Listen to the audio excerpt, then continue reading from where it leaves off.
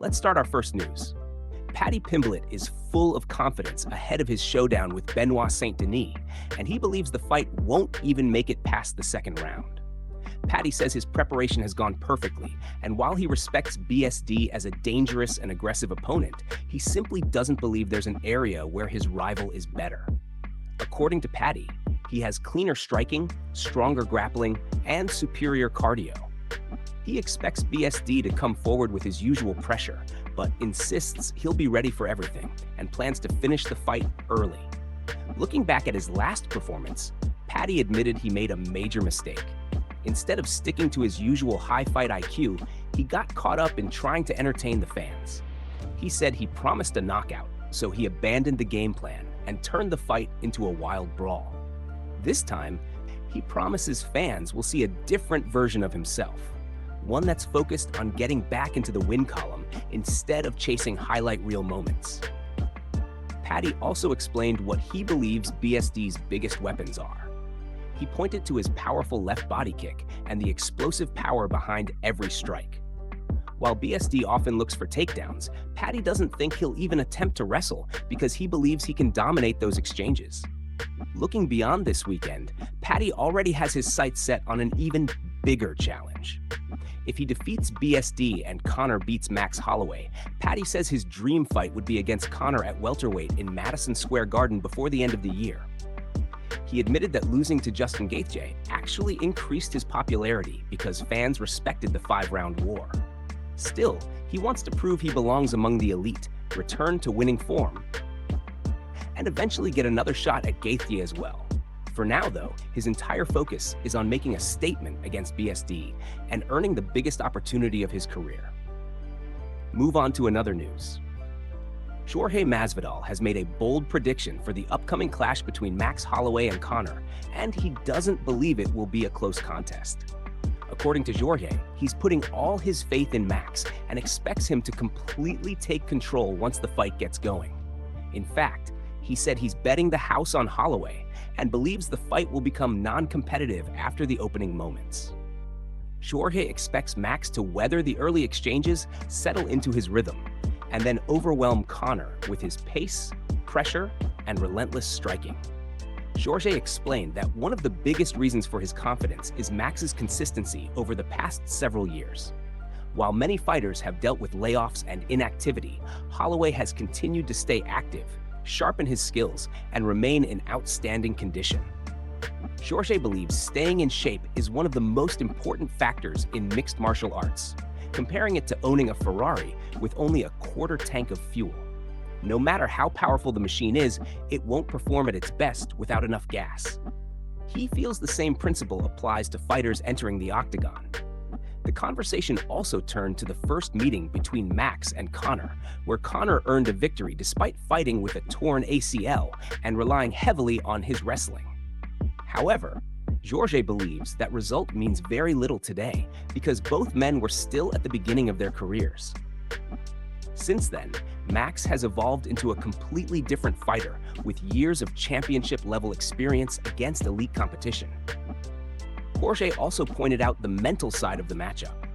He believes it can be difficult for any fighter to accept that an opponent they defeated years ago has improved more than they have.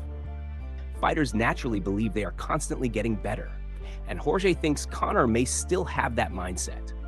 However, based on everything he has seen, Jorge expects Max to prove he has reached another level, dominate the action, and leave absolutely no doubt about who the better fighter is today. Move on to another news. Dustin Poirier has spoken publicly about his recent airport arrest, taking full responsibility for what happened and admitting he made a serious mistake. Dustin explained that everything began on Father's Day while he was traveling for work. He said he couldn't stop thinking about his father, who is currently struggling, and the emotional weight of the situation became overwhelming. According to Dustin, he had tried to help his father many times, but felt heartbroken seeing him end up back on the streets. Those emotions led him to start drinking at the airport, even though he knew alcohol has never helped him during difficult moments. Dustin admitted that he recognized he was in a bad mental state before he started drinking, but ignored his better judgment anyway. He made it clear that his father's situation was not an excuse for his behavior, saying he alone is responsible for everything that happened. Earlier that day, he had spent a wonderful Father's Day morning with his family, receiving gifts and a heartfelt letter from his daughter. However, once he left home for the airport, everything changed. Looking back, Dustin said he wants to personally apologize to the airport employees and the police officers who dealt with him. He even asked his lawyer to help him get the arresting officer's contact information so he could write a letter thanking him for remaining professional throughout the incident. Dustin believes the situation could have ended much worse and praised the officer for handling everything calmly. He also revealed that he has refused to watch the arrest footage. His wife and close friends have described what happened, but Dustin says he doesn't want to see himself behaving that way or relive the embarrassment of disrespecting officers, airport staff, himself, and his family. After posting a statement online, he deleted all social media from his phone and has stayed away ever since. Dustin also admitted he is deeply worried about the long-term consequences. He confirmed that he has already lost one major sponsor and fears more partnerships could disappear as he waits to see what remains once everything settles. Move on to another news. Max Holloway has reflected on his unanimous decision loss to Charles Oliveira and the criticism that followed the fight, especially surrounding the BMF title. Many fans were disappointed with Oliveira's grappling-heavy approach, arguing that it didn't match the spirit of what the BMF belt is supposed to represent. However, Max refused to place the blame on his opponent and instead accepted full responsibility for the outcome.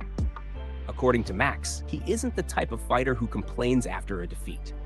He acknowledged that many fans have a certain expectation whenever the BMF belt is on the line because of the incredible fights and memorable moments that have built its reputation over the years. That legacy has created a special aura around the championship, and people naturally expect non-stop action whenever it's defended. Even so, Max made it clear that fans shouldn't criticize Charles for doing what he believed was necessary to secure the victory. In Max's opinion, every fighter steps into the octagon with one goal, and that's to win. Oliveira found a strategy that worked, stayed committed to it, and earned the decision. While Max admitted the style may not have reflected what many people associate with the BMF title, he believes the responsibility ultimately falls on him because he couldn't stop it. Max explained that he had opportunities during the fight to impose his own style and create the type of battle everyone expected, but he simply wasn't able to make it happen. Instead, Oliveira controlled the contest with a different approach, and Max accepted that reality without making excuses. He admitted that when he personally thinks about the BMF championship, he imagines unforgettable wars filled with constant action. But sometimes fights don't unfold the way fans or fighters hope they will. Despite the disappointment, Max believes the fight also highlighted an important truth about mixed martial arts. Winning alone isn't always enough to earn the biggest opportunities or capture the imagination of the fans. Throughout UFC history, many fighters have picked up victories without receiving the recognition they expected because excitement matters just as much as results. Max said the sport is about more than simply getting your hand raised. It's also part of the entertainment business, where unforgettable performances can change a fighter's career just as much as championships. That's why he understands why fans were disappointed, but he refuses to criticize Oliveira for executing his game plan. Instead, Max is focused on learning from the experience, improving his own performances, and making sure his next appearance delivers the kind of action fans have come to expect from him. Move on to another news. Josh Hokit continues to make it clear that he wants to test himself against the very best fighters in the heavyweight division. Over the past few weeks, Hokit has repeatedly called for matchups against Tom Aspinall, Alex Pereira, or Cyril Gane, believing those are the fights that will prove exactly where he belongs among the elite. Rather than waiting quietly for an opportunity, he has been openly campaigning for one of those high-profile bouts and isn't afraid to share his opinions on some of the division's biggest names. Most recently, Hokit turned his attention toward Tom Aspinall after reposting highlights from Tom's fight against Alexander Volkov. While many fans praised Aspinall's aggressive style and explosive finishing ability, Hokit saw things differently. According to him, Tom is too offense-minded, and although that approach makes his fights exciting for the fans, it could eventually become a weakness against the right opponent. Hokit believes Aspinall's greatest strength is also his biggest vulnerability. He argued that constantly pushing forward and relying on athleticism can leave openings that a well-prepared, equally athletic competitor could exploit. In his view, once Tom faces someone capable of matching his speed, power, and movement, that relentless offensive style may create opportunities for counters and momentum swings. Hokit appears confident that he could be the type of athlete to challenge Aspinall in those situations and expose flaws that others have not been able to take advantage of. Hokit also shared his thoughts on Alex Pereira and reflected on his fight with Sean Strickland. According to Hokit, the outcome could have been very different if Strickland had managed to survive the opening round. He believes the first few minutes were the most dangerous part of the contest because of Pereira's explosive power and aggressive pressure. In Hokit's opinion, if Strickland had successfully weathered that early storm, settled into the fight, and started reading Pereira's distance and timing, the momentum would have shifted in his favor. He believes Sean's defensive style and ability to make adjustments over the course of a fight could have allowed him to take control as the rounds progressed. While those opinions are certain to spark debate among MMA fans, Hokit continues to show complete confidence in his own analysis and remains focused on securing a fight with one of the division's biggest stars to prove his predictions inside the cage. Move on to another news. Ian Garry has sent a confident message ahead of his welterweight title clash with Islam Makhachev at UFC 330, making it clear that he is ready for every challenge the champion brings into the octagon. While many people expect Islam to rely on his elite wrestling and grappling, Ian believes the fight won't be that simple.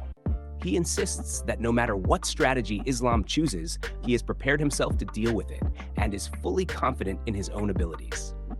During a recent interview, Ian was asked whether he expects Islam to spend much of the fight striking instead of immediately looking for takedowns. After all, Islam has shown throughout his career that he is much more than just a wrestler. He has continued to improve his boxing, timing, and overall striking, earning several impressive victories by standing and trading with dangerous opponents. Despite that, Ian doesn't believe Islam will be able to stay on the feet for long. According to Ian, his movement will be the key factor that forces Islam into making difficult decisions. He believes his footwork, speed, and constant angles will make striking exchanges uncomfortable for the champion. Because of that, Ian expects Islam to eventually abandon prolonged stand-up exchanges and look for his trademark takedowns. Rather than fearing that moment, Ian says he is actually looking forward to it. He is convinced that Islam will eventually shoot for his legs, calling it inevitable. Instead of seeing the wrestling exchanges as a dangerous situation, Ian believes they will give him the perfect opportunity to prove a point against one of the most dominant champions in the sport. Ian boldly claimed that he plans to beat Islam in the area where the champion has built his reputation. He wants to show that he can not only survive the grappling exchanges, but also compete with Islam on the ground and challenge him in his greatest strength. That confidence has become one of Ian's trademarks throughout his career, and he appears completely convinced that his preparation will pay off when the title fight finally begins. With UFC 330 rapidly approaching, anticipation continues to grow for one of the biggest fights of the year. Ian remains full of belief that his movement, confidence, and complete skill set will allow him to shock the MMA world, proving he can overcome Islam's elite wrestling and capture the welterweight championship in spectacular fashion. Move on to another news. Sean Strickland has sparked major controversy after responding to Dustin Poirier's recent comments about depression and the airport incident that made headlines. Sean didn't hold back, questioning Dustin's remarks and saying he simply cannot understand how someone with fame, success, and financial security could describe themselves as depressed. Sean mocked the situation by saying Dustin is wealthy, respected, and loved by thousands of fans around the world.